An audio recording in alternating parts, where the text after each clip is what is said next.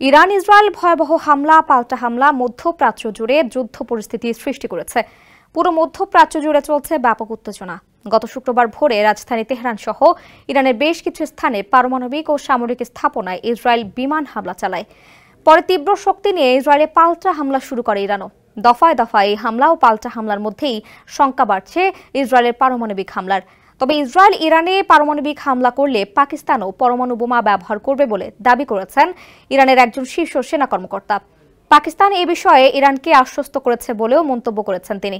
সোমবার এক প্রতিবেদনে এই তথ্য জানিয়েছে ভারতীয় সংবাদ মাধ্যম এনডিটিভি। সংবাদ মাধ্যমটি বলছে, মধ্যপ্রাচ্যে উত্তেজনা চূড়ান্ত পর্যায়ে পৌঁছানোর মধ্যেই বিধ্বংসী তথ্য সামনে এনেছেন ইরানের এক শীর্ষ সামরিক কর্মকর্তা। তিনি দাবি করেছেন, ইসরায়েল যদি ইরানের ওপর পারমাণবিক অস্ত্র ব্যবহার করে তাহলে পাকিস্তানও ইসরায়েলের বিরুদ্ধে পারমাণবিক হামলা চালাবে।